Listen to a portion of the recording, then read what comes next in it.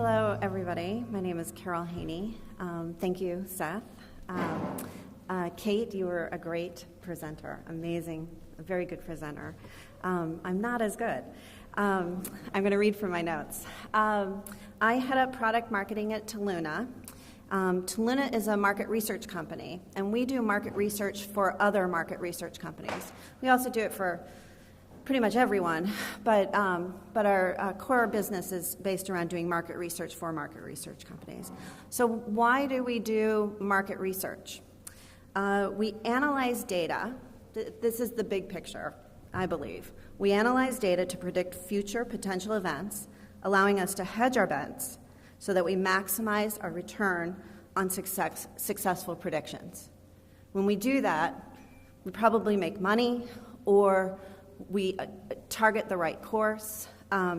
So that is the purpose of all the data collection that we do. Data comes to us in many different ways.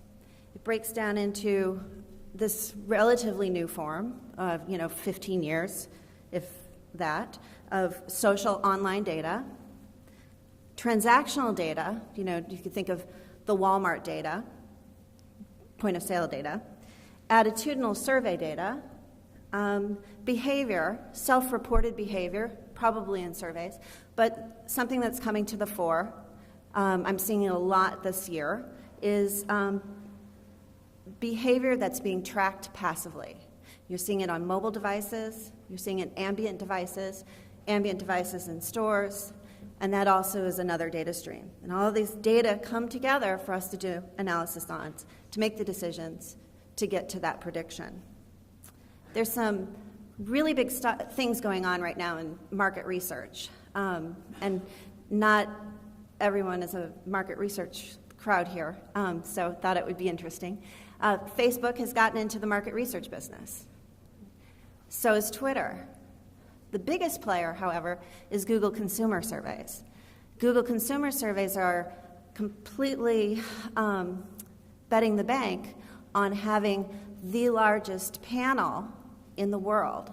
And they're doing that by using their Android phone, they're the App Store in the Android phone, and instead of paying by currency for an app, you would pay by answering questions. This hasn't been released yet, but they announced it in July. Because Android phones are coming out at a lower cost than an iPhone, emerging countries where mobile penetration is high, broadband internet connection is low. So data collection, both in the MR space and just data collection in general, social research, has been all done face-to-face. We're going to see something transformative. In my opinion, it's going to be revolutionary, and it's going to happen in the next 3 years. And it's going to come on mobile devices in these emerging countries where the only connection to the internet is through a mobile phone that has an internet connection. So that, I believe, enters us into the golden age of market research and the kind of work that we all do in this room, the data analysis portion of it. I have to say I love this conference because it allows me to do work that I enjoy, not for a client, because for non-compete NDA reasons, I always end up picking something that I'm really interested in. So this time I picked wine and beer. I saw some interesting article, and I was like, well, why is it? What's happening here? So beer and wine consumption are battling for drinker preference. So beer consumption has been decreasing since 2009, and the amount of money that's spent on beer advertising is enormous in the United States. And at the same time, wine consumption and sales have increased for the past 18 years. More wine, just because there's more people in the United States, is consumed in the United States than in France, Italy, and Spain. So, we, just as a decade ago we were the Starbucks country, we are turning into the wine country. And U.S. is targeted to increase our wine consumption per capita to 13 liters per adult, up from 8.96, which means that we're all drinking more wine, and we're drinking a lot more of it. The wine ad spend increased a small gain, but beer ad spend has decreased on a very small number here. So it can't be advertising that's causing the battle. So Gallup runs a poll, annual tracker on this question: do you most often drink liquor, wine, or beer? And you can see that beer and wine are kind of battling it out, and wine is slowly getting up there, and beer is maintaining its ground, but not like wine. So I did a study for this conference, a survey, looking at current American drinking habits. So this is weighted to the U.S. population. 79% of us, 21 and older, drink alcohol on occasion or open to alcohol, and 21% are total abstainers. They're, closed to alcohol. So I interviewed those people and then took them out of the rest of the data set. So I did two studies, actually. I did this initial study, which was across all age groups. More men are open to alcohol than women. 60% of the people answering the survey, weighted, had at least one alcoholic drink in the week prior to the interview. And within 24 hours prior to the interview, respondents reporting having had an alcoholic drink, 1 in 3, 35 to 54-year-olds. Kind of a surprise to me in looking at this data and then looking at industry benchmarks to make sure that I was gathering the data correctly, is that my impression is that 21 to 34-year-olds are drinking an enormous amount of alcohol. They're in college, they're imbibing like crazy, and then it slows down. But actually, it's not the case. I have this feeling looking at this room that we all, a good percentage of us, are in the segment that drinks the most. We are the 35 to 54-year-old segment is drinking the most alcohol.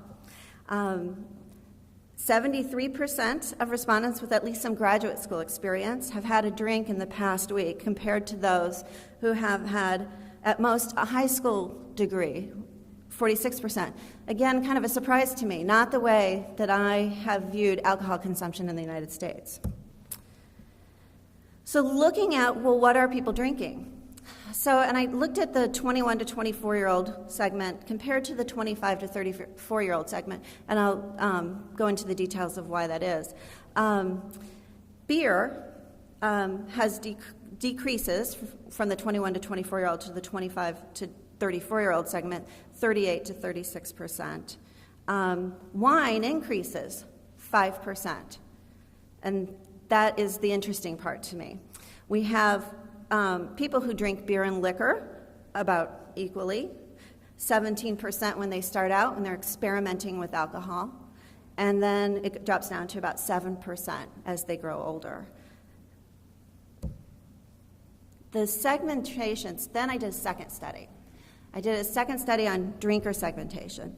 And the segmentation focused on 21 to 34-year-olds, millennials, so the age group that falls into millennials, looking at beer, wine, and spirits. Millennials are participating in drinking behavior, yet experimenting on settling on their choice.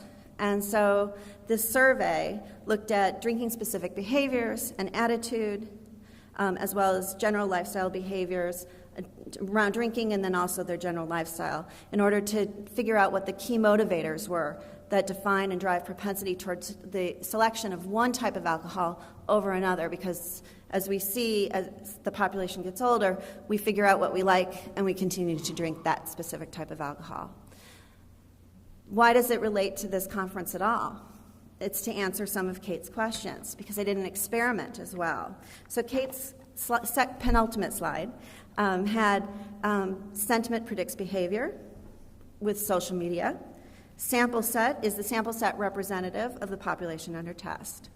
So the experiment was not just doing a traditional online survey research on alcohol, was in the middle of the survey for the millennials, we stopped the survey and we asked them, would you let us read your Facebook page just once? And we'll see what that looks like. And a lot of people let us do it. And then we used that data as part of the survey research data and did a segmentation study. So for a second, I'm always fascinated on how we group ourselves in the United States. So millennials are, and I didn't realize how these were correlated. Millennials are Gen Ys and also called echo boomers as compared to baby boomers. Just making sure it's showing the same. Birth years for millennials are between 1982 and 2000, but some of those folks actually are not old enough to drink, so I left those that portion of the millennials out of, or legally drink. I left them out of the data set, didn't interview them. And what's interesting is millennials were the first to grow up with computers in their homes almost ubiquitously. 75% have created a profile, such as Facebook, LinkedIn, Twitter, et cetera, on social networking sites.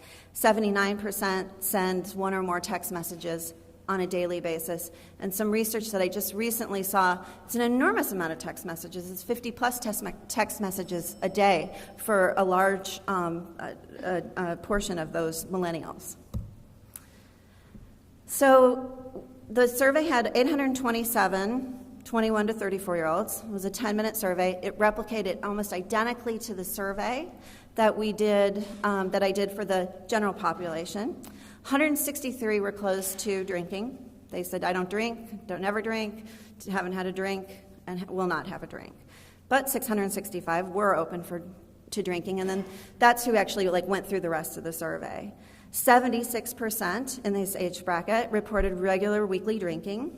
20% occasional drinkers, does not drink every week, but they do drink. And 3% cannot remember their last drink, which makes me think that they're probably pretty big drinkers. Weighted a census rep based on gender, age, region, income, and target. And this is important to weight your data because it is then, if done well, representative of the population under test. If you don't weight your data for many types of research, when you're looking at individuals, you end up getting results from just the people you interviewed, which is great. So if I did a study right now, a survey of this room, we all segment together in many different ways. My guess is we all love data. We probably drink more than some of our counterparts.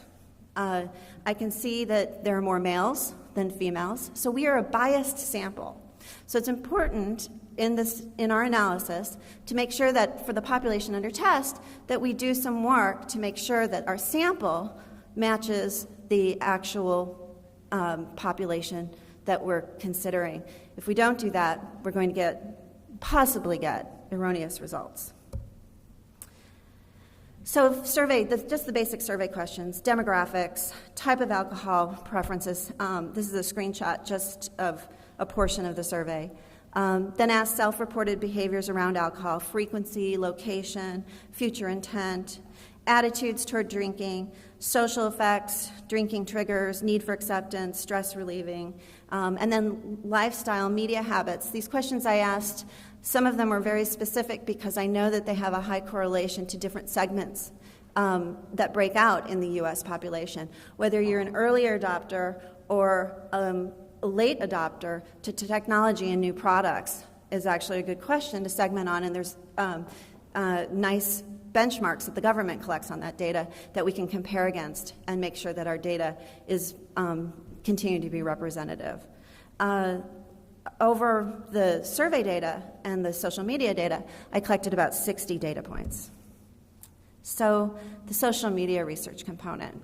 So during the survey, respondents were asked to allow a single read of their Facebook walls, posts, and comments.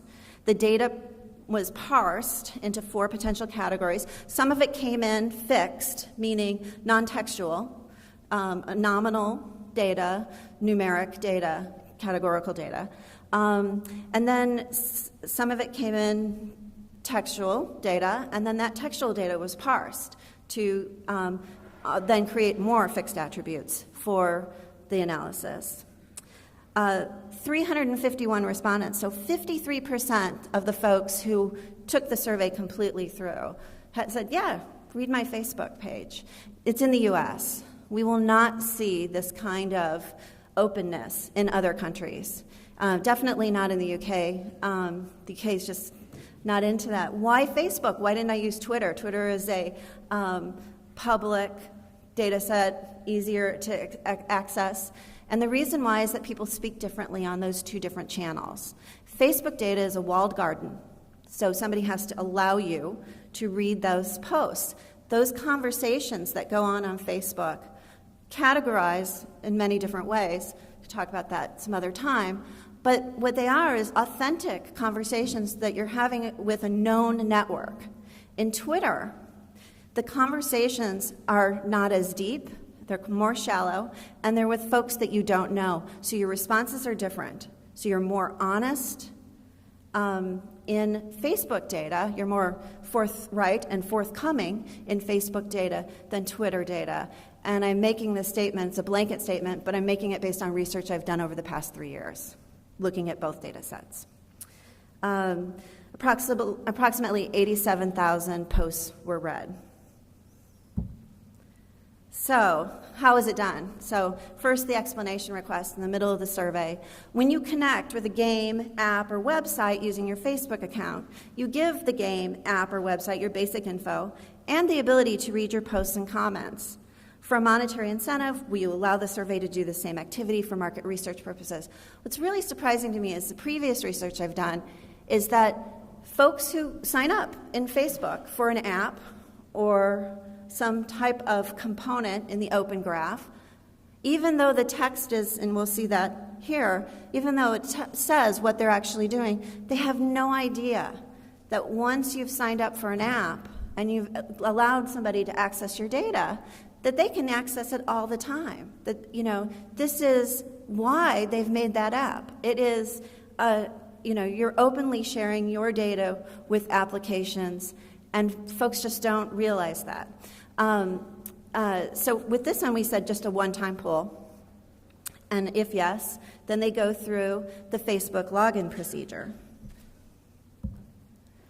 And here it is. This is how it's done at the developer level. I thought I would give you the dirty underwear. And I took out all the secret code. And it's the millennial segmentation that was set up for this. And this is how you set up the login, the Facebook login, to embed into a survey using JavaScript. There's a JavaScript API, other APIs as well on different languages, but JavaScript. And then this allows you to do that embed, grab the data. Social media data attributes available. There's quite a lot, and I do this type of data collection for a while, and I was kind of surprised at how much more there is over the years. So grab some demographic information. One of the ways that you can use that demographic information in a survey experience or in any kind of customer experience, if you're reading their data, if you have an app, is that you can do it to validate that they are who they say they are. Sociality statistics, number of friends, number of posts per day, comment post, and number of happy birthdays. I used to, when I started all of this, I took the happy birthdays out. They were just 20% of the data set, and it used to drive me absolutely nuts. I was like, there's no value in happy birthday. I am wrong. There is lots of value in happy birthday, and we'll see that in a second. And then I looked for alcohol usage and brand mentions, and I did it just on keywords, and I'll show you that in a second. There's all this other stuff that's available and not used, different structured data, friend lists, pages. It was so much data, and this was an experiment that I picked and decided which ones I would choose. But when I do this again, which I will look at these new attributes as well. So results and implications. Some interesting demographics or self-reported behavior that came out of the survey research portion of it is primary grocery shopping responsibility, whether or not a person is in a committed relationship, and what their occupation was, actually had import into the actual segmentation that ended up coming out. Millennials say that drinking is a way to unwind with friends or at the end of the day, and that becomes more true. More people said it as the age of the person grew older, became older. The strongest drivers for drinking wine, for a preference for wine, is gender, specific location, grocery store shopping, relationship, and the relaxing. The strongest driver against beer drinking is its taste. People don't like that. And alcohol content is not essential consideration for most drinkers. And I used the little table at the bottom as a way to help me figure out what the segments were in terms of propensity of switching from beer to wine. So parsing and association of that social media data. The parsing was keyword driven. I won't go into what it is, but looked at 250 alcohol brands, beer, wine, drinking, bar, partying, house party, and I have to tell you, it was a really dirty data analysis. I did it very quickly, so I'm sure that a good portion of that data, there was the accuracy and precision was not high. Facebook conversations were then pre-processed into this corpus, with each textual unit being a full conversation, so the root post plus the comments. And then it was reprocessed again and turned into structured attributes to make the segmentation analysis easier. Text discovered about drinking bar behavior were assigned either 1 or 0. Number of discrete mentions were aggregated, and then also had this great narrative data that I didn't do anything with. And then made a data set together with the survey data and the social media data. This is just an example of the text processing and the vector creation that happened. Mainly it was filtering, looking for specific words, and then taking out everything else that I didn't really care about for this analysis. Once that data set was put together, I used exploratory factor analysis followed by a 2-step cluster process. Only, the open to drinking was included in the segmentation. These guys, 21 to 34-year-olds, were identified as target population because in the older population, correlation was thought that older drinkers are stuck in their ways. It might be too late to convert those who have switched. But I didn't, since this is an experiment, I made that up. I assumed that. I came in with that as a premise, and that would definitely have to be validated to use this research. The goal of this exercise was to identify which factors that assist in at-risk from switching away from beer drinking, at least partially. So we got 6 segments. Why 6? Because I put in 8, and I put in 10, and I put in 12, and I looked at them, how they came out, and really the 6 looked like they were the most cohesive. So I got the most cohesive kind of segments out of using 6. So it was, going to Kate's point, I immersed myself into the data, and I immersed myself into the segments. Whoops. So the factors that correlated with either definitely staying with the alcohol of their choice or a higher probability to switch from the alcohol they're drinking now to wine and staying with wine was gender, age, education, income, job, relationship status, parenthood, which was fascinating to me, media consumption, location and cost of where they consumed the alcohol, importance of taste, a bunch of other things, but happy birthdays and the sociality that they did, how many posts were on their page and how many times they participated on their Facebook pages. Discussions of alcohol, discussion of brands, and then the actual question of switching from beer. So segment 1 was Love My Tasty Beer. These guys are not likely to switch. Male, college, not married, no parenthood, and they're going to the bars and they're drinking it at home. And I'm going to fast forward through the next few segments and talk about just the one of the interesting ones. Bonding with friends, another different types. Nice women don't drink beer.